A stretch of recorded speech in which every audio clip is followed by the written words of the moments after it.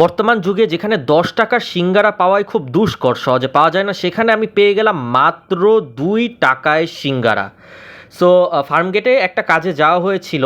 হঠাৎ রাস্তায় দেখলাম একটা ছেলে সিঙ্গারা বিক্রি করছে। সিঙ্গারাগুলো নরমাল সিঙ্গারার থেকে একটু ছোট, তবে বেশি ছোট না।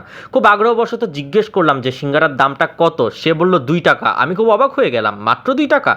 তো আমি মনে করলাম যে সিঙ্গারার ভিতরে কি কিছু থাকবে না? এবং সিঙ্গারাগুলো আমি ৫ টা সিঙ্গারা হাতে নিলাম, কারণ আমি যেটা বলেছি যে স্ট্রিট ফুড আমি একটু কম খাই।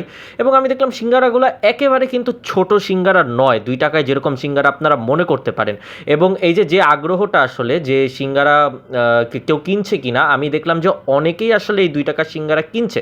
কারণ মাত্র ২ টাকায় আপনি সিঙ্গারা পাচ্ছেন, আপনি একসাথে ৫ টা সিঙ্গারা খেতে পারবেন। এবং সিঙ্গারাগুলো আসলে যতটা ছোট, যেটা আমি শুরুতেই বলেছি, যতটা ছোট মনে হচ্ছে ততটা ছোট নয়। সিঙ্গারা আপনি ৫-৭ টা খেতে পারবেন এবং খেলেই আপনার দেখবেন যে পেটটা ভরে যাবে।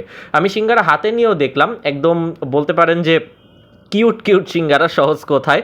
এবং আমার একটা কনফিউশন ছিল যে সিঙ্গারার ভিতরটা আসলে কীরকম হবে।